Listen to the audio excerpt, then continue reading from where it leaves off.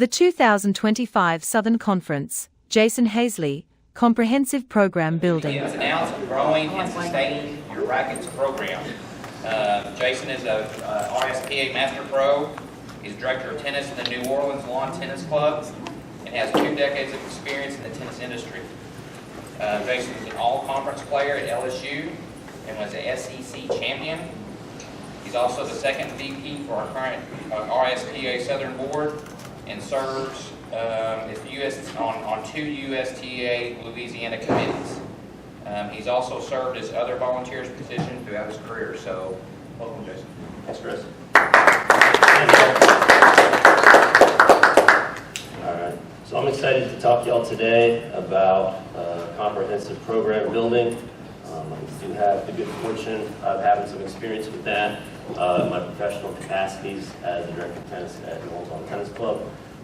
We've got a very vibrant and busy operation, which so much of that was in place before I took over as the director. So I was very fortunate in that regard. But I'm excited to kind of touch on, kind of the what to do to build a comprehensive program, but also the how. I will share. There were 2 great speakers right before me, and I'm excited to know that I'm kind of going to be going over some of the very things that they mentioned. That said, there were 2 very great speakers going before me, so I think I probably should have been the 9 a.m. speaker, not the 11 a.m. speaker as the closer, but regardless, I'm pleased to see there's going to be some parallels on that. So, to start off, what should your programming accomplish? What is the ultimate point, end game, big picture of what you're really driving for? Anybody?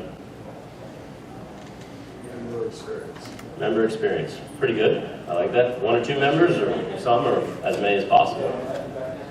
As many as possible, right? Pretty straightforward stuff. I share that because I think it's imperative that you don't lose sight of the purpose of programming is to create sustainability and security of your club. And what I'll share is, before I get too far into that aspect, frequently I recognize when I go over this presentation, I'm using the word member a lot. That's just because my background is in the private club industry. That term can really be interchangeable with your clients, your patrons, what have you. I know not all facilities, like public facilities or HOAs, would you necessarily call them members, but it's still the idea behind them being the ones you're meant to lead at said facility. So ideally, you're trying to build it to where you've got complete member engagement and you're having as much activity and a buzz around your facility as possible. The perfect world to have as much member engagement as possible. It's not just adults, it's not just juniors. It's taking an overview of what you have at your facility and how you can make that work. So, for example, our facility, we have a 12-court facility, 3 of which are designated for teaching. The remaining 9 are for member usage. That kind of create some challenges here and there. So, for example, under what I've just shared, I really would like to have it to where you have your 4-year-old and your 94-year-old using the facility at the same rate.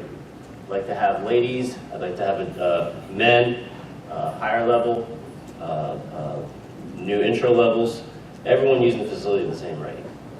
Now, when we take a look at our facility, the reality is we have, on those 3 courts, we have roughly 200 hours of instruction given a week. And we also have tremendous social play, which is a good thing. That being said, that then means there's a bit of a bottleneck in demand for member services as far as lessons at our club. So in order to prioritize what areas are of importance, an area that's a little bit left out, not ideally, but just the reality of it, is adults who work during the day that would like to have weekday, even weekend to a point, tennis programming. They work during the day, they're not available in the mornings, they're not available in the afternoons, they're available in the evenings. Well, the priority at the club where I work is in junior tennis. It's been a focal point for growth, where from 3:30 as late as 8:30 during the week weekend evenings, Monday through Thursday, that is where the focus is, and yet still we'll have, especially for that 7 to 10-year-old range, still will have some juniors that don't get into the clinics at first. There's a bit of a waiting list for it. So I just share all this because if I'm speaking to my tennis committee chairman or GM or the board on, all right, well, why is this group underserved? Why are people who are unavailable for the evening can't play? Well, we can do that, but that would mean we're now taking additional courts, we're hiring additional pros, which is all fine, but we're not creating more courts to hire more pros to have more lesson courts. We are actively going to have to take away social and member play in order to make that accomplished. That then is up to the powers that be to decide if that's what they want or don't want. I probably say we don't want to take courts away from the members when they do want to play. But truthfully, it's just about driving programming to service your members. And if in fact that can't be accomplished due to facilities or what have you, that's fine. So does that make sense to everybody on that overall perspective? So that's something to take into account. All right, so when doing that, where should someone start? So if you're at a facility, where do you start with any of this? Dan, you always have a lot to say. Finding out what the members want, like what to offer them, Okay. what clinics they're looking for. Okay. Anyone else? All right. So what we did at our club was, and it was not really by design, and truthfully, it's a little bit where I kind of stepped into a puddle of mud in how it was rolled out at first. But in the end, it all worked out very well. So I didn't really realize there was a need, but I was pretty thorough. I was looking to do my due diligence. I wanted to make sure that whatever we were offering was being optimized to the highest point. So I had been the director of tennis for a few months, and I had 2 ladies on my lesson book taking private lessons. So while nice, that's not really how you immerse somebody into a facility. They come in, they take their private lesson, they go home, they see you in 6 days, they come in, they take the private lesson, and that weekly lesson repeats itself. I wanted to get them going into something more, right? So I'm looking at it and I go, all right, I got two ladies on my lesson book. Well, let's try to connect with them. They're new to the game. Let's connect them. Let's get them going with some clinics. All right, I'm like, okay, that's not bad. We could probably have up to about 6 people on the court. How do we then open this up to be a little bit more? And I got with the staff. Who else would be a good fit to join that clinic? They had identified somebody. I'm like, great, all right, so now we're at 3. And then very casually and frankly naively, I got with our operations manager, and she sends an email out to the membership. Hey, anybody interested in a Friday 10 a.m. session for new players?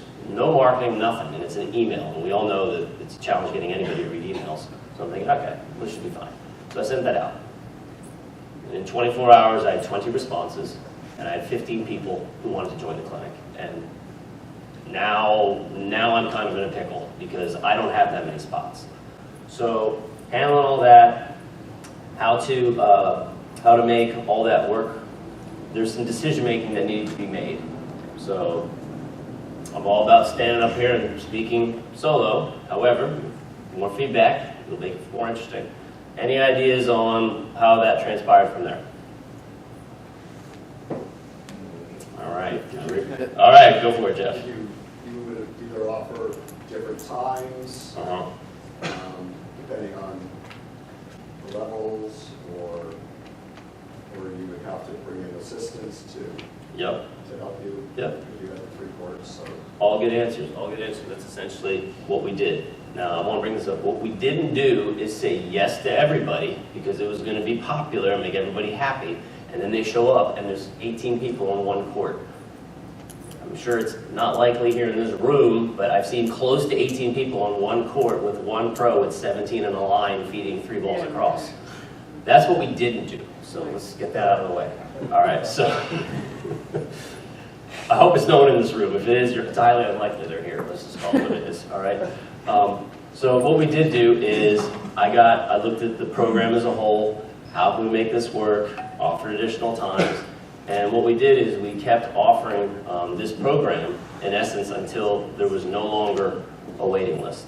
So we tailored it to where it was a 6-week deal. It made it to where it was an introductory program to the members. They got a flavor if they liked it or not. We're pretty fortunate most have. I'll touch on that a little bit more. But it was a 6-week deal. We'd offer it in the spring, we'd offer it in the fall, and then I would just frankly get on the phone and try to coordinate as best I could with getting the members what they wanted. So much of the program building, and it touches a lot on when I was in here during Butch's presentation, and I've said this before to our tennis staff, or even when we're in the hiring process, which we're in the hiring process again, of, are we in the service industry or are we in the tennis industry? And if your first answer is you're in the tennis industry, I'll love you, but I think you might have that backwards. We're fortunate. We're at a high-end club, but with high-end club comes high-end expectations. These are folks who, they go off to Maui or where have you, and they drop down their gold card, and they ain't looking at their bill, and they want the run-of-the-mill of every service they can possibly get. So when I'm rolling out my new player clinic, and I can't be bothered to communicate very well, I can't be bothered to find out when they're available, I'm not giving that personal touch of this, that, and the other, I'd say it's highly likely I'm in the general manager's office pretty promptly, pretty quickly after that. So it was a matter of tying all that together of when each member was available. If it wasn't available at that hour, could we then squeeze it in somewhere else? And we made that work. And like I said, we kept offering it as long as there wasn't a waiting list. And in the big picture, that program is what has made our adult programming absolutely boom, which is wonderful. It can be a little bit challenging, again. The members want what they want when they want it. Certainly understandable. They're paying 5 figures plus as an initiation fee. They're then paying $400 a month for monthly dues.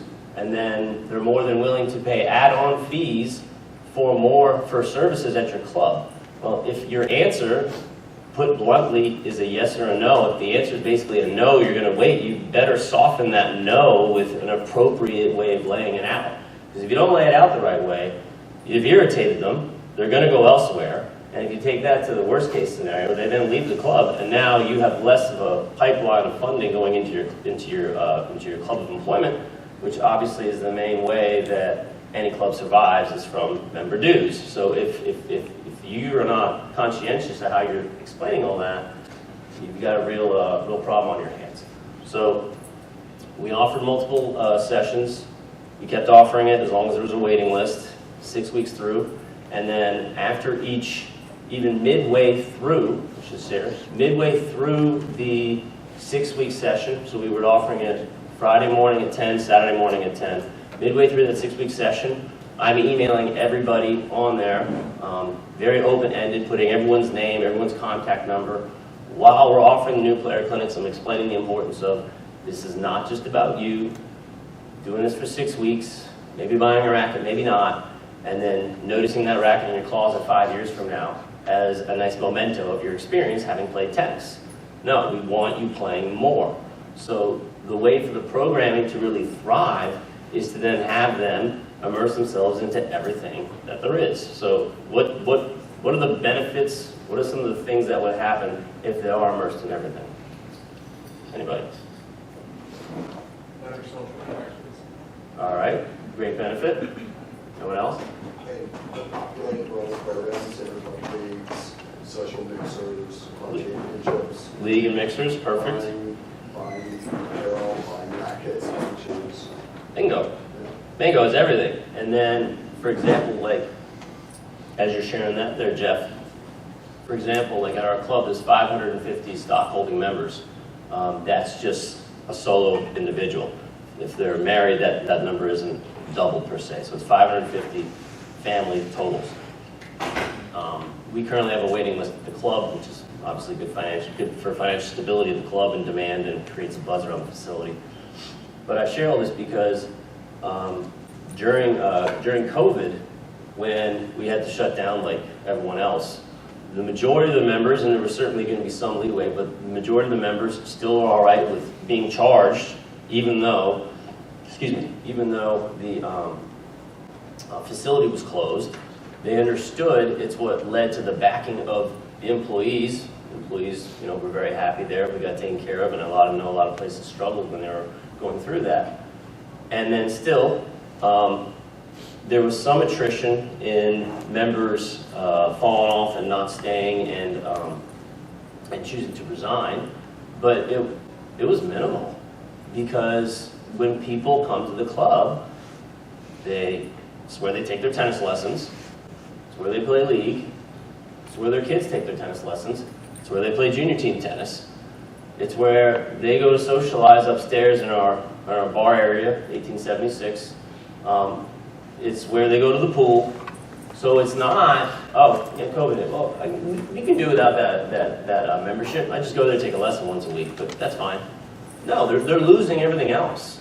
So again, building a program is wonderful, but it really funnels tons of revenue streams to all different profit centers at your club. And if that's what you're having, you are going to be wildly popular with your general manager and management, because you're servicing so much more than, me, Tom, and Steve, we're all busy with lessons. Okay, great. What else are you doing?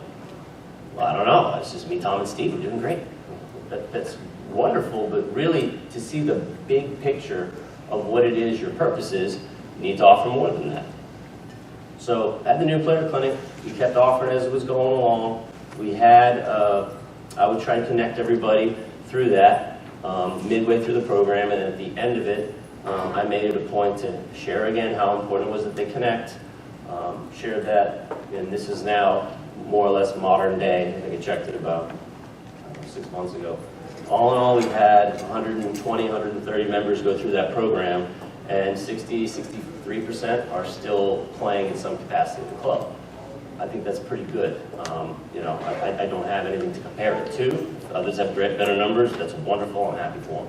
But personally, I'm pleased that 2/3 have continued playing. Now, what happens from there?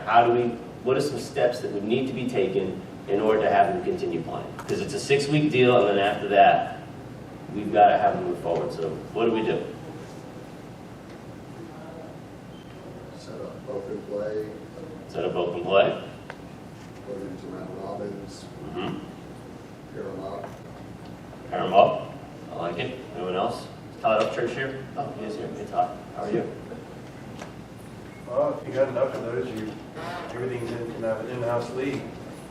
Just kind of put them all together, because that's the whole reason they came out in the first place, to be social Correct. and join around with each other. So Correct. So, I'm putting up Jeff, Dan, Todd. The reason is I know their answers are going to be good. The answers are not really, they need more private lessons. That's not the answer that's being given. It's about submerging them into everything else. So what I was looking for when we were trying to continue making things grow was looking at how to make those clinics, or how to make their continues the club successful. So it was tying them in with other people to play with. That was a definite. It was finding appropriate people for them to play with, which is generally used, and the main focus is of tying them in together on 3 metrics. Now, based on the things I'm sharing, I kind of hinted at it before. What 3 metrics would be useful to group people together to try to encourage them to make this a lifelong sport?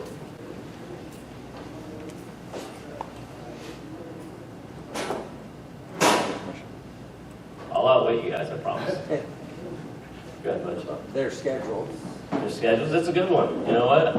I like that. What are the 4 metrics that are... I like that. Well done, Butch. See, I told you we should have closed with him. What did I say? I like it. Great answer. similar in level, That's one of them. Perfect. similar in age, That's another one. and similar in, well, all your people would be so similar. What's that? Gender is the other one I go with. All right. Now, you can make it to where it's mixed doubles and all that. I'm not opposed to any of that. You know, we're a nice club, and I don't want to introduce too many married people to other married people, and then different married people hang out with different married people, and then, hey, Jason connected us. Good job, coach. And that's not what I'm shooting for. it's, you know, something that kind of happens. It happens elsewhere in the facility, okay, but it's not really my goal to connect people socially in that manner. So, not that there's anything wrong with mixed doubles clinics, but we've got enough demand with a lot of different stuff. If I've got you playing in ladies doubles and men's doubles, great. Y'all can make mixed doubles work on your own. But it's age, gender level, and to Butch's point, which I did not put in there, but it is definitely one of them, is your schedule. So, as far as putting them together in appropriate clinics, I'm really going to be very analytical, and that's why I personally will try to run those adult new player clinics for those 6 weeks, because if a program fails or some of the members' experience fails, I want to be the one responsible for it. If it does great things, I want to be the one responsible for it. Either way, I don't want to have it to be where, you know, I'm in a spot where, in essence, you know, one of our assistants didn't make the right call in guessing who goes where, and, you know, so-and-so feels like they're left out, or it's not the right social group, and why am I in this group? They're all too young, or in that group, they're all too old, I've got nothing in common. You know, it may not be perfect, it may not be, every group's not going to be totally synonymous with everyone in the group at all times, but if you know you've gone into it with the best effort possible, if each member in the clinic that you're offering on the front end while you're there knows your efforts and your intentions, and they recognize you're trying, they recognize and they're informed on the front end of the challenges with the schedule, of both the pros of finding opening on the pros book, which there's not a ton of them on the staff, on the schedule currently, and when they do open up, we're always looking to try to create something new, you know, in those morning hours for the adults. The challenge is there, of course, then the challenge of the member themselves, which again goes back to a little bit, if you're in the working crowd and you're only available at 6 o'clock at night, it's going to be tricky. So, and I'll touch on what we do a little bit to curtail that. But what the members' availability is, and then from there, skill level is a big one. Because in those adult new player clinics, oh, we're all new players. Not really. I mean, there's some that are newer than others. You know, kind of the three metrics I'll use is, they're the three groups I'll have is, you know, the very inclined. There's this one guy I remember, still can't believe it. I remember telling him, I said, I'm so glad I didn't teach you as my first tennis lesson ever, because if I did, I would have such unrealistic expectations of what tennis players should become. Because he had a squash background, which I'm thinking, this is going to be terrible. He's going to come in, he's going to be hacking everything, and lo and behold, he comes out, and he's got his racket up, and he drops the tip, and he follows through. I'm like, okay, well, I was expecting that to go yard as soon as he started to do this, but it didn't. He dropped under and did it great, and he was probably like a 3.0, 3.5 within a month, so pretty unrealistic there. But my point is that you got that guy, and a little bit less than. You have those that are kind of close to rallying, or right around it, you know, and I'd say that's probably the majority of people. Even after 6 weeks, where I try to make it fun and interesting and present them to different situations. I'm not going over and quizzing them on what a continental grip is. They probably don't even know what that is. So I go over that, and overall, I'm losing my train of thought here briefly, so my apologies. But what's that? Third group. Third group, thank you, I appreciate it. This is a helpful group, thank you. So basically having it to where they're all, I basically can get them to where they're rallying pretty quickly. And then the third group is, they're pretty rough and raw. Like, their main levers are elbows and wrists, and they do this a lot, which leads to the ball going sideways, kind of like a pinball flapper would. It makes it very difficult to hit the ball straight. Even then, that's okay if you pair them with people who are equally bad. I mean that with love. It's totally fine. If you just put them on that outside side court, and we have a pretty good setup because our facility, the farthest court against the side fence, puts them in the very corner away from all the members, and if they do happen to hit over the side fence, it literally goes into Greater New Orleans, into general residential street. So it's fine. It's fine. We have some car alarms go off from time to time. They're tennis balls, they're not baseballs, so it'll be fine. But point being is that if you put all of them together, they're fat and happy. It's fine. They're enjoying it. So even them, it might take a little time, but they get there and they improve. they improve together as a group. That's all. I want to go back to something you said a couple minutes ago. How important do you think it is that the new player's first experience is with the director and not, I mean, it's very easy to say, oh, a bunch of new players, I'm going to give them the lowest person on the totem pole, No. teach them. How important, No, I mean, how important is it? That's 1,000%. I agree with the board, but how important do you think it is to make sure that first touch, that first experience is with the director or the head pro? Or Yeah, somebody? for me, it's 1,000%. I absolutely want to see it go, because if you lose them, you know, and it goes, I think I have it written on here, people don't know how much you care until they know, how much you know until they know how much you care. If that first step is, hey, welcome to the club, awesome, here, I'm going to hand you off, like, that doesn't scream that. Not to mention, like I said earlier, you have, like, I mean, I've got decent experience in doing all this, so if it fails, I want to know that, all right, this is what I did incorrectly, and hopefully it was just a minor oversight, which I would think it would be.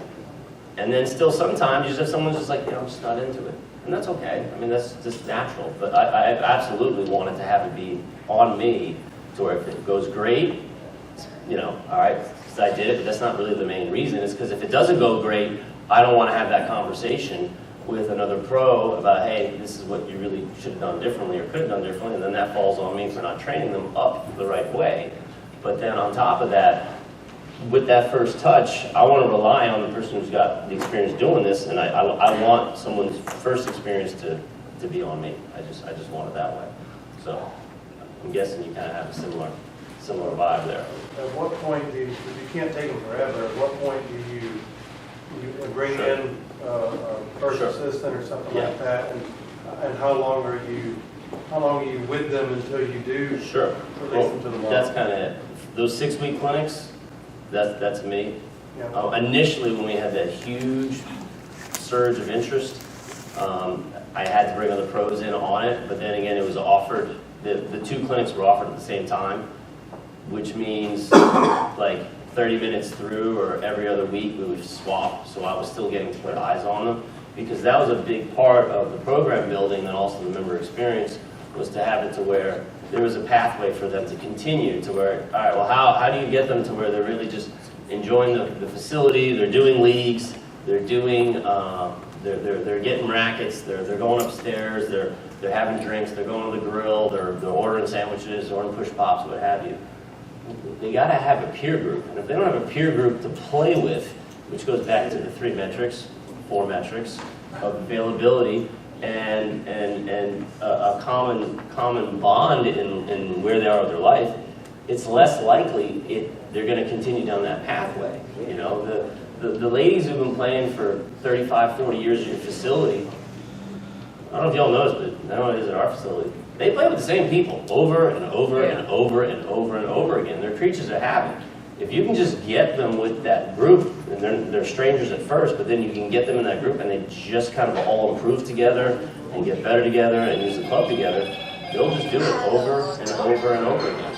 So if you get that set and you lay it out the right way, it's kind of like building the foundation of a house. You get it set up just right, you can go the stratosphere with it. But if you don't have it set up, you ain't going to get 6 feet off the ground before the thing tumbles. So that's kind of the overview on that, of getting them in the right group and then making that work. And one thing I should say, when I do hand them off to one of our assistants, I'm meeting with the assistants beforehand of, okay, this is what you can kind of expect with this group. And truthfully, the ones that are the least skilled are the ones that need the most follow through of kind of how to teach that lesson initially. Because as much as you want to make it, oh, it's a clinic, let's do doubles. They can't hit the ball straight even 10 feet. We were not getting into doubles. We were getting into real basic, put them in a position where they can have some decent success and they feel comfortable. Like so much so, like if their levers are doing this all the time, well, if the fence is over there and that's where you want all the balls funneling, don't have them hit forehands from this side. Have them hit forehands from that side if they're right-handed. That way every ball funnels into that fence and they're not worried about interrupting a neighboring court. Like just little things like that to where the member feels comfortable, and you know your junior staff member may not have thought of that because they're just newer. They're trying to understand how to provide the best experience for the member to feel basically happy and follow your generic lesson plan. But those are little things that we'll touch on and meet on ahead of time. Any questions about any of that? I tend to talk quick, sorry. But, any questions? Nothing. I got one. Yeah. When you do hand them off, would you prepare the group to say my assistant's teaching style is different, or is that standard? You know, do you want that class run the way you ran it? Well, I'll say this. I would say that maybe the way it's rolled out is maybe a little bit different, but if their style is significantly different than how I approach it, either based on the information or the tempo of it, I'm probably going to be meeting them with them, and I have, where the tempo's got to be X. I remember like one example, like we had like our head pro and this was something I had followed up with our other pro before previously, but it was interesting because I had two pros side by side on neighboring courts, and they're both feeding the same drill. And I remember I made it real quick, and no one really saw what I was doing, but I took a like 10-second video of it.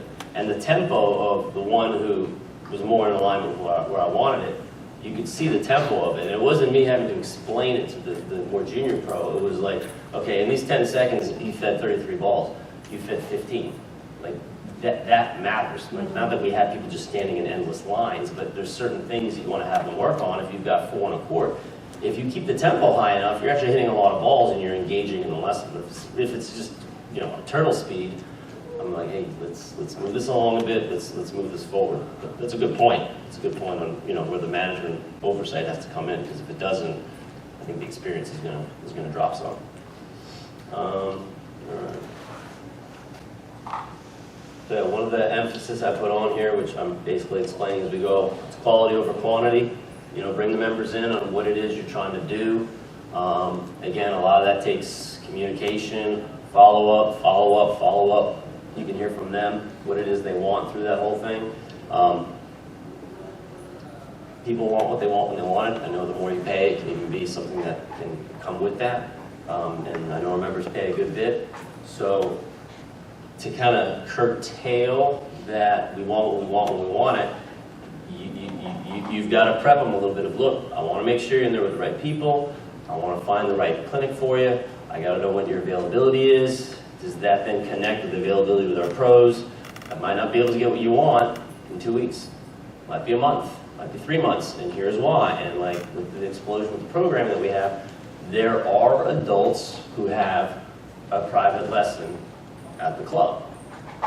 That's because they just have had it for like a decade, and they just aren't giving them up. And I'm not going to tell any member who has supported our program, our club, to the extent that they have, like, yeah, we're real busy now, you gotta shoot. That's not gonna work. We're not gonna do that. We're gonna be understanding and we appreciate their support. But the second time slot opens, I'm not putting a semi-private or a private out there. I'm doing all I can to make that at least a 4-person, if not 5 or 6-person lesson. You know, we won't exceed 6, because again, that goes back to the quality mattering, and you know, me making that reference earlier to 17 people and 3 balls across on one court. We don't do that.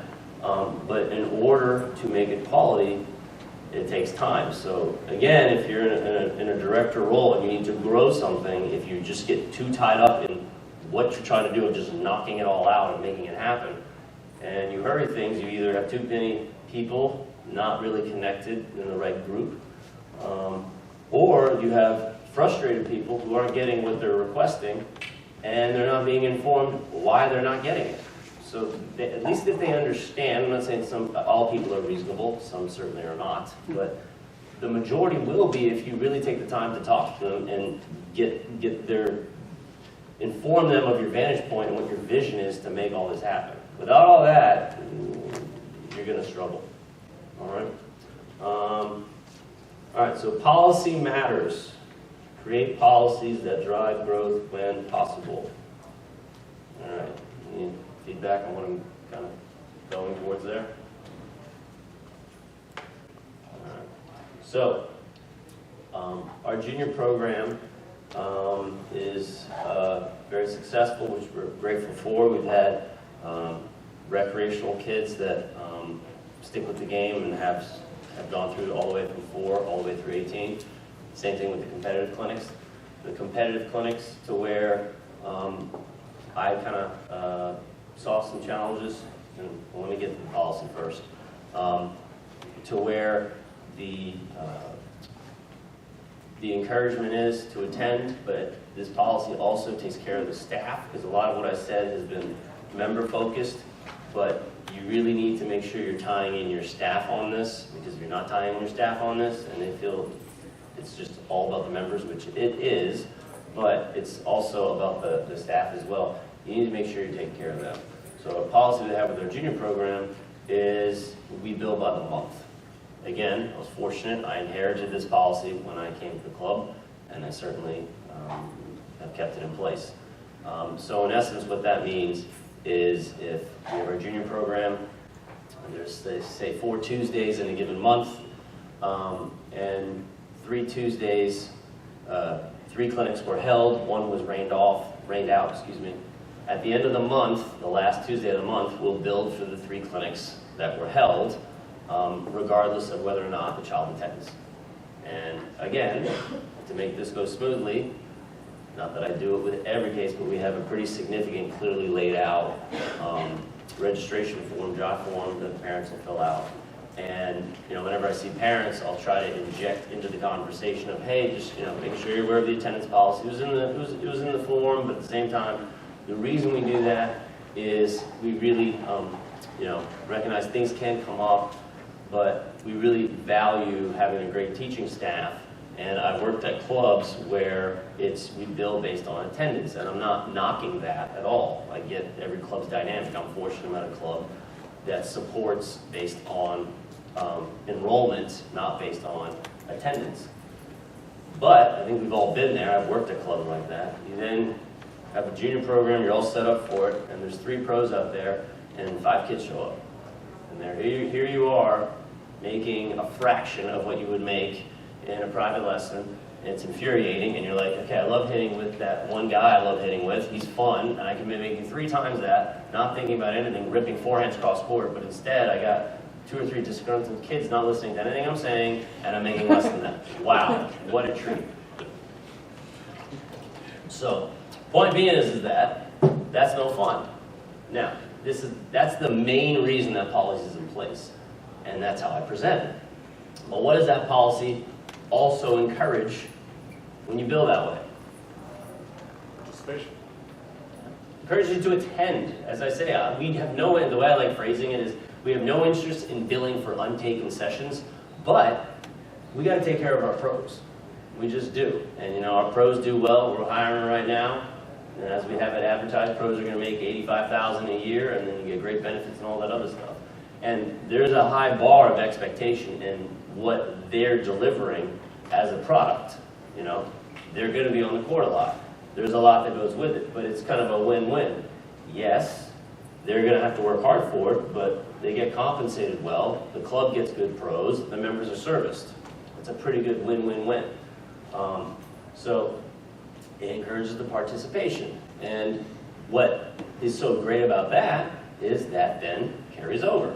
So we have, and again, a little bit is due to the facility itself. We only have 3 courts, so like our 7 to 10-year-old group, bless them, has a waiting list. But what's useful is if someone drops out, they know the next kid goes in. You want to get back into that clinic, you're going to the beginning of the waiting list again. So the parents, and as I explained to members, and obviously I have to explain this nicely, as I do with management, parents who tend to complain about the way our junior program is set up are the same ones who don't like committing for any period of time. Right. Well, I appreciate Timmy's got a busy schedule. He is 5, so I understand that. However, we have a lot of other people who are committed to playing tennis. And as someone who oversees tennis, I have to do all I can to service the members who want their tennis. So when another member explains to me their child's all in with doing tennis, and when I say all in, attending once a week at 4 o'clock for an hour and a half, I don't think that's an overly rigorous expectation for someone to contribute their time. Yeah. Throwing a little sass in here because it's all of you. I clearly would never say that to a member. But point being is that it's already on there, so thanks. But Point being is that they, yeah, go ahead, Dan. Do you think that policy would work for groups that do not currently have a wait list? As they present it, or you could at the very least say, we'll do maybe one a month off. I mean, first things first, is management of your club going to buy in? I mean, if the answer is no, then don't waste your breath. If you're like, no, we need to allow all that to happen. But then you can explain on, my mic's going in and out, isn't it? Is it going in and out? No? That's good. All right. You can then explain, look, do we want to have great pros or not? It's demoralizing when you're a pro to see clouds out there and it's like, courts are fine, but there's a rainstorm 80 miles away. I wonder if that's going to deter people from showing up. And then when they don't show up and you've got a third of the kids you're supposed to have, it's really disappointing as a staff to have that happen. So if you explain to management that's what's occurring, I think you can possibly get it somewhere. Does that make sense? Like the pros are like, yeah, go ahead. We do the monthly billing as well. Yeah. The hybrid version is, it generally is the 4 Tuesdays or the 4 Wednesdays in a month is in your mind if they miss one. For whatever reason, Johnny's got music lessons or he's not feeling well today. Sure. Or whatever it is. We don't do any refunding on it, and it's not because we have a waiting list, but we do offer them to come to another session near the end of the month, which is almost a catch-all, which is any of the kids that are in theory due to a one-off group. But we are, with the number, 225 kids in a program, the idea, if you're going to have the policy is it's a monthly program and you're committing to a month, you can imagine my side administrator financially on refunds and counting, we just can't do it. Yeah. So it's clearly set policy. We also ask for 30 days notice when they're going to pull out. We have a traveling group of little kids that over the summer, and it's a 30-day policy on when they're going to pull out of the program. And we're pretty. Yep. And what my point is to Dan, we don't necessarily do it because we have a waiting list.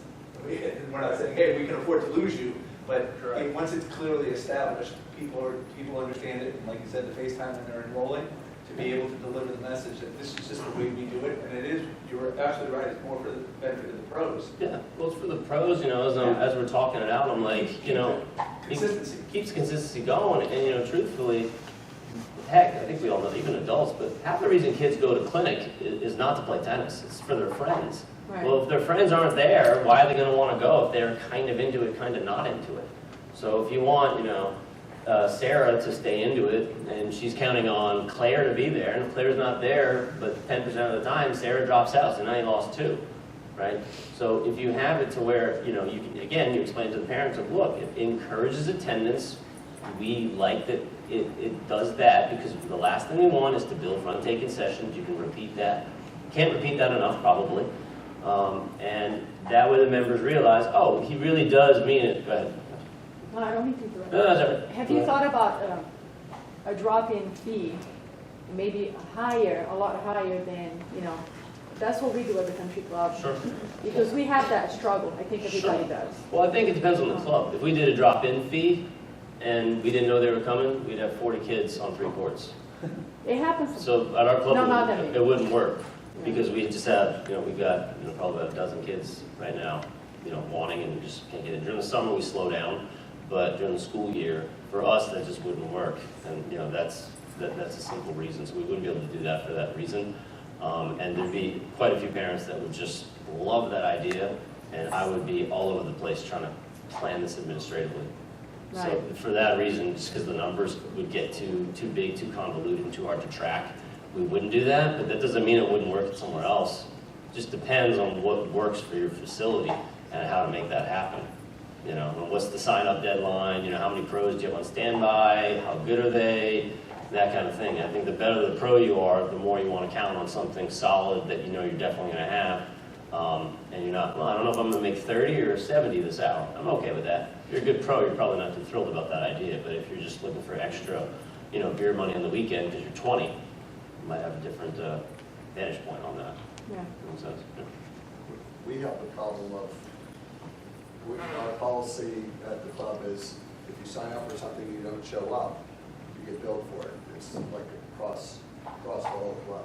Yeah. So our members are sneaky smart, and so they don't sign up, and then they just Right. show up. Right. I mean, I've had 13 kids show up for a little red ball clinic, Right, and the sign up had like 2 or 3. right. And so my assistant's covering it, and I go, well, you'll be fine with this, and then I book something else.